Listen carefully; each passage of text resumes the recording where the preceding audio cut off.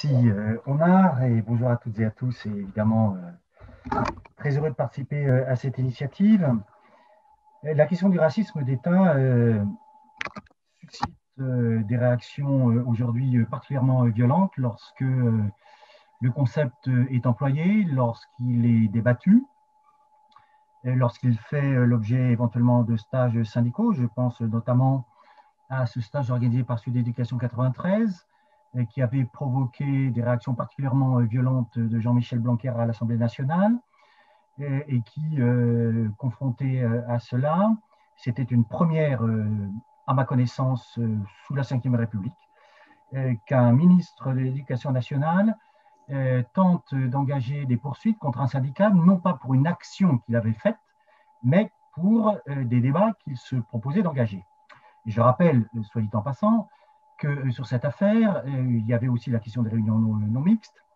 que Michel Vievorka avait en son temps apporté son soutien à Jean-Michel Blanquer sur ce point. L'affaire du racisme d'État ne provoque pas seulement des réactions très violentes de la part de la droite et de LRM, c'est également, et Omar l'a rappelé, l'initiative du 12 juin, là aussi et là encore, euphémise considérablement toute une série de réalités.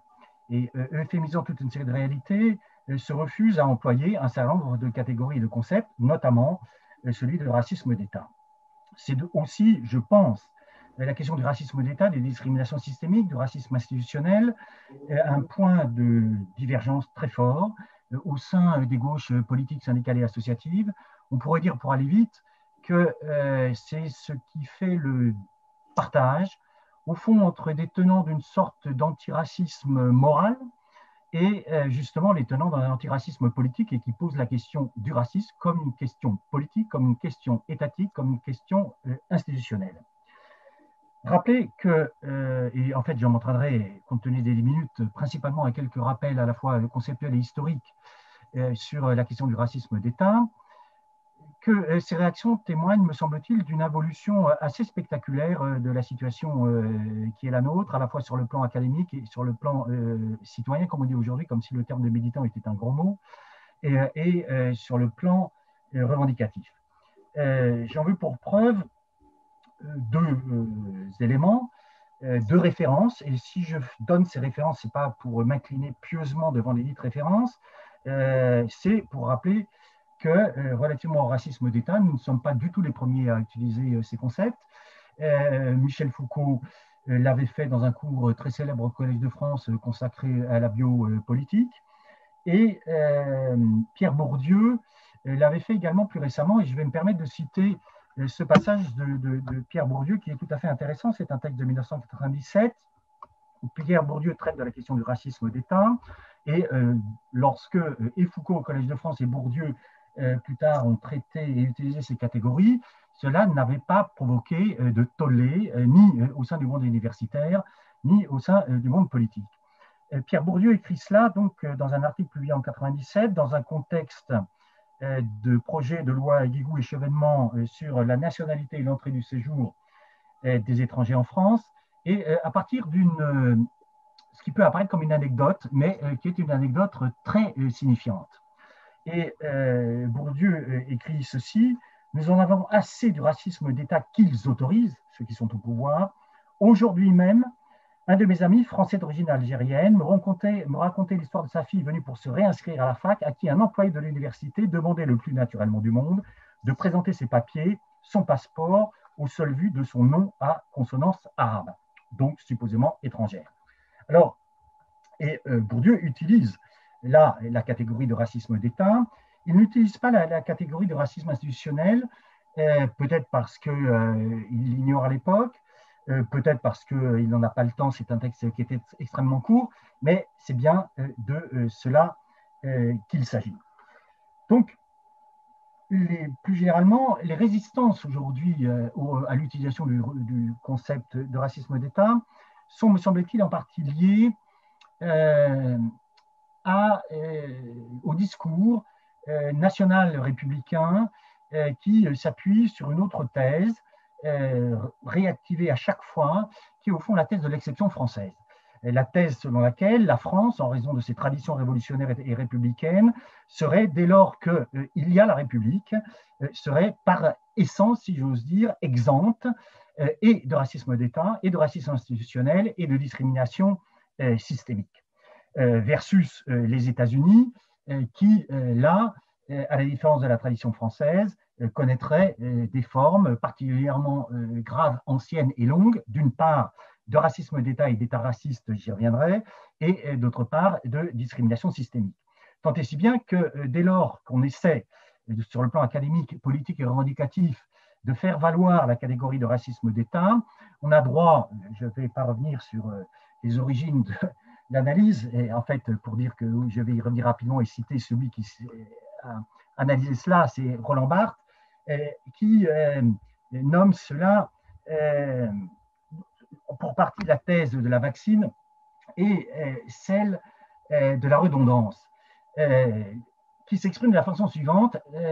La France, c'est la France, les États-Unis, c'est les États-Unis. Et il s'agit au fond de réagir par cette proposition qui est d'une pauvreté, d'une paresse intellectuelle absolument remarquable, de réagir pour préserver justement la thèse de l'absolue exception française, selon laquelle, précisément, quand il y a République, quand la République est fidèle à ses valeurs, il ne peut pas y avoir ni racisme d'État, ni racisme institutionnel, ni discrimination systémique. Ce qui est une façon tout à fait singulière de traiter l'histoire républicaine en chien crevé, et de préférer les mythologies nationales aux dures réalités de l'histoire. Très rapidement, parce qu'il est difficilement pensable, ou il est plus exactement difficile de penser un racisme d'État en situation républicaine sans avoir très rapidement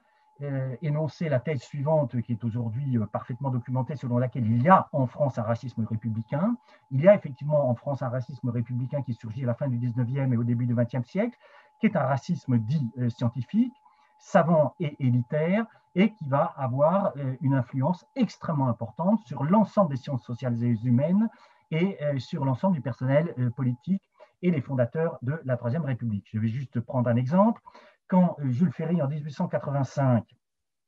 dans un débat sur la question de savoir s'il faut voter les crédits de guerre pour la poursuite des opérations militaires à Madagascar, État indépendant que la France impériale ou la République impériale entend coloniser,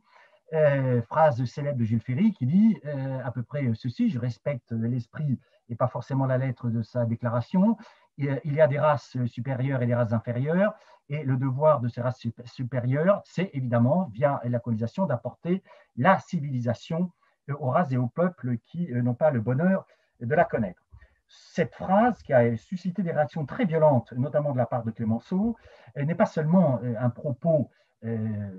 impérialiste visant à justifier l'aventure impériale de la Troisième République qui débute, c'est un propos très banalement raciste qui repose sur une conception hiérarchisée du genre humain, au sommet de laquelle se trouve bien sûr l'homme blanc, en dessous duquel se trouvent les barbares, dont l'incarnation à l'époque est l'arabe musulman. Barbares en tant que ces barbares musulmans ont une culture, une civilisation, bien sûr une religion, c'est d'ailleurs ce qui fait problème, et qu'ils sont pensés comme faisant peser des menaces existentielles sur l'ordre colonial d'abord et sur l'ordre métropolitain lorsque